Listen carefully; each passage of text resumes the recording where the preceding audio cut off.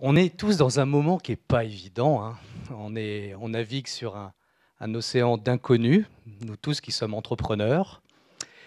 Et moi, j'aimerais vous raconter une petite histoire que j'ai ramenée de mon Vendée Globe, il y a 4 ans, qui me sert aujourd'hui beaucoup pour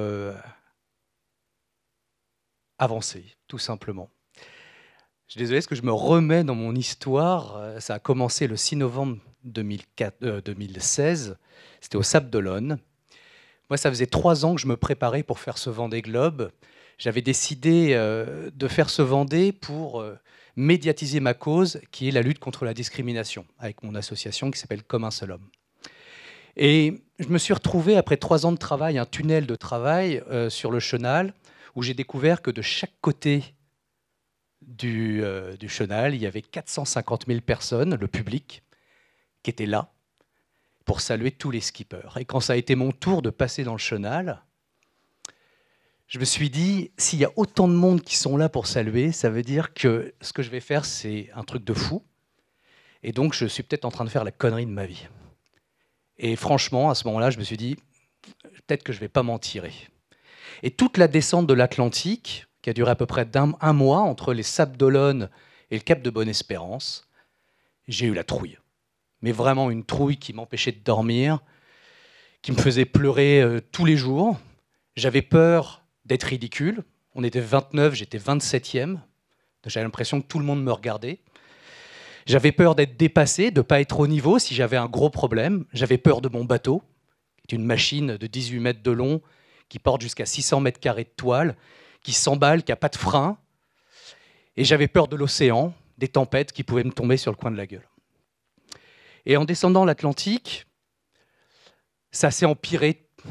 Tous les jours, je ne pleurais pas le matin et le soir, je pleurais toutes les heures, jusqu'à arriver aux portes de l'océan Austral. Vous savez, l'océan Austral, c'est le cœur du camembert, c'est le cœur de l'aventure du Vendée Globe. C'est là où en fait, les tempêtes passent tous les 2-3 jours, où il y a des vagues qui font le tour de l'Antarctique sans aucune terre pour les arrêter. Et là, en rentrant, juste avant de rentrer dans cet océan austral, là où personne ne pouvait aller me chercher si j'avais un problème, je me suis dit, je vais me tuer. Je dors plus, c'est-à-dire que je tombe complètement dans le coma quand mon corps n'en peut plus. Je pleure tout le temps et je sens que je ne vais pas avoir les épaules, que si je continue, vraiment, c'est la mort. Et donc j'ai appelé mon équipe technique, c'était Mathieu, mon directeur technique, et je lui ai dit, voilà, mon bateau n'a pas de problème. Moi, je n'ai pas de soucis de santé.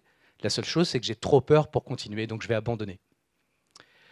Donc là, il était très, très déçu, lui aussi. Il a commencé à préparer tout l'accueil à Cape Town. Puis j'ai commencé à recevoir des messages de mon entourage, des gens avec qui je me suis préparé, qui m'ont tous dit, écoute Eric, c'est parce que tu as peur, mais tu sais faire, et on t'aurait jamais laissé partir si tu ne savais pas faire. Mais moi, ça me faisait une belle jambe. J'étais tout seul dans mon bateau, mort de trouille. Et il s'est passé un déclic, c'est que j'ai mon médecin qui m'a appelé, parce que tout le monde se faisait vraiment beaucoup de soucis à terre. Et il m'a dit un truc, il m'a dit, écoute Eric, tu peux abandonner, il n'y a aucun problème. Tu as déjà prouvé à tout le monde que tu avais déjà pris le départ du Vendée, c'est incroyable, il y a très très peu de gens qui ont pris le départ de cette course en solitaire sans escale. Donc c'est déjà extraordinaire ce que tu as fait, donc vas-y, abandonne, il n'y a pas de problème.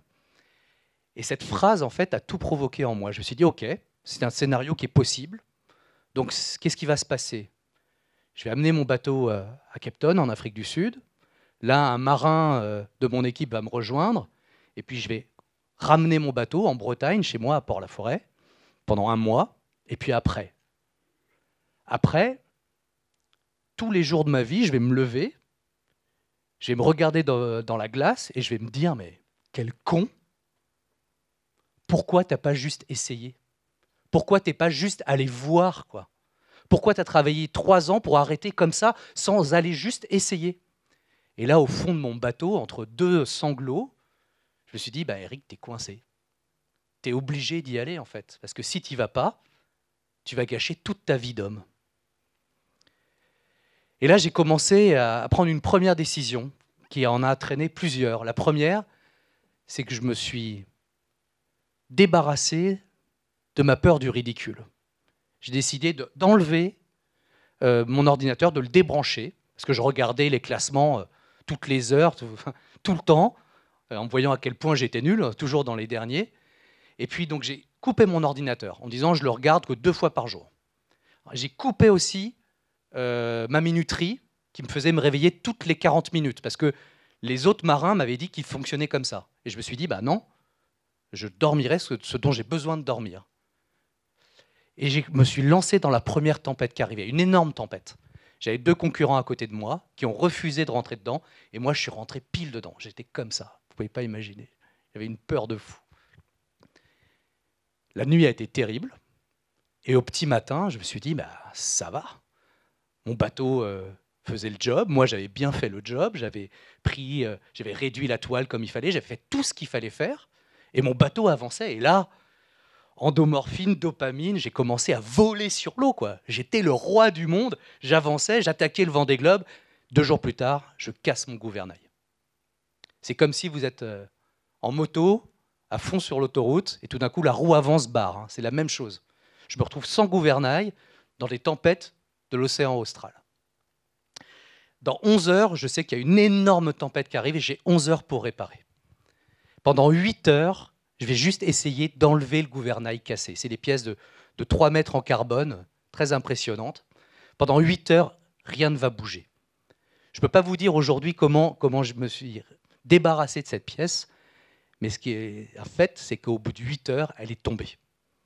Je ne sais pas si j'ai scié, j'ai donné des coups de perceuse, il y avait des vagues immenses qui me tombaient dessus. Pendant 8 heures, j'ai pleuré, j'ai cru abandonner, je me suis relevé et je me suis débarrassé de ce gouvernail. 3 heures plus tard, je mettais le gouvernail de spare, de secours, et au bout de 11 heures, comme dans un film américain, la tempête arrive et moi, je continue ma course à pleine balle dans l'Est. À ce moment-là, je fais une petite vidéo pour envoyer à terre. Et je me dis, mais Eric, tu as gagné ton Vendée Globe. Tu es allé au-delà de ta peur, tu as fait un truc dont tu ne pensais pas être capable, et tu as découvert que tu as les ressources pour faire ça. Et j'ai découvert que j'avais en moi des ressources infinies.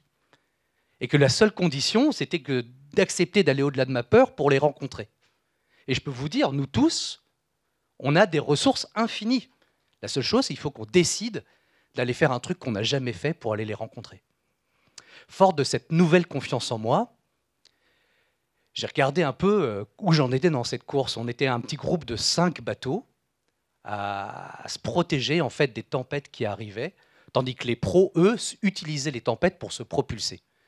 Et moi, fort de cette nouvelle confiance en moi, je me suis dit, allez, je vais faire comme les pros, je vais aller plein nord rencontrer la prochaine tempête qui arrive, là au large des Kerguelen, et utiliser cette tempête pour me propulser le plus vite possible, comme les professionnels le font. Donc j'ai quitté mon petit groupe, ils sont tous continués dans l'Est, et moi, je me suis lancé dans cette tempête. Je me suis pris une branlée, vous ne pouvez pas imaginer, j'ai jamais eu une tempête aussi grosse de ma vie. Et dans cette tempête, la première nuit de cette tempête, ma génératrice, qui me procure toute mon électricité, est tombée en vrac. Panne totale.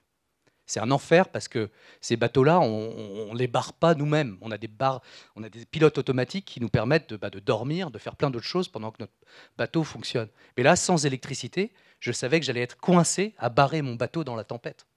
Et ça, c'était vraiment très, très dangereux. Toute la nuit, je me suis mis à réparer cette génératrice. Et pour consommer un minimum d'énergie, j'ai mis mon pilote au minimum de la réactivité possible. Le bateau s'est couché, vous ne pouvez pas vous imaginer, des centaines de fois. Il a accéléré dans des surfs insensés. Et au petit matin, j'ai réussi à faire redémarrer ma génératrice.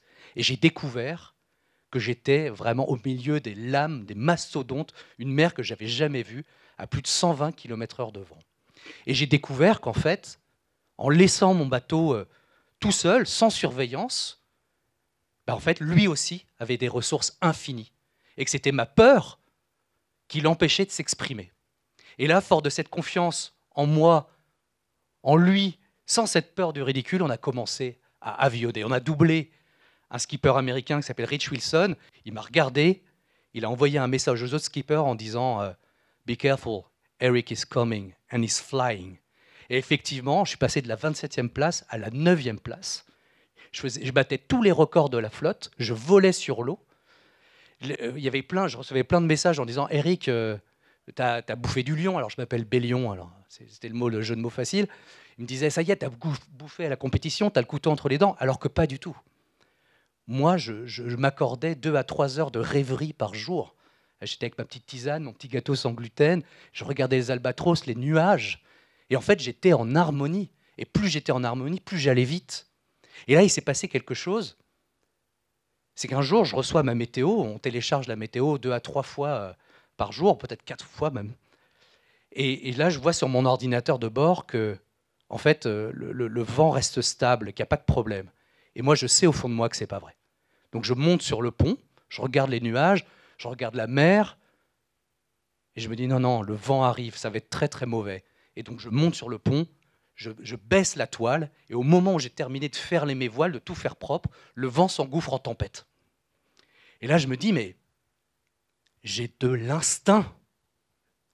Je fais partie du grand tout, en fait. C'est un truc très mystique. Hein. J'ai l'impression d'être aussi à ma place que les étoiles, la lune, les vagues. J'ai découvert, en fait, que ma peur n'avait pas de sens, parce que je ne la vivais jamais. Je mettais toute mon énergie à appréhender ce qui devait arriver, mais tout ce qui arrivait était bon. Et en fait, j'ai découvert à ce moment-là que la peur, c'est une amie précieuse, dont je me servais très très mal, puisque je me faisais des nœuds à l'estomac pour des choses qui n'avaient pas lieu d'être. En fait, la peur me permettait de me préparer pour tous les coups durs. Donc si aujourd'hui, je peux vous donner un conseil, et j'espère de tout cœur que vous l'écouterez, parce que moi, je l'oublie souvent, et c'est pour ça que je me suis tatoué ça après ce voyage. Ne vous battez pas contre votre peur dans ce moment difficile qu'on vit tous, dans cet inconnu. Votre peur, c'est votre meilleur équipier. Aimez-la. Merci beaucoup.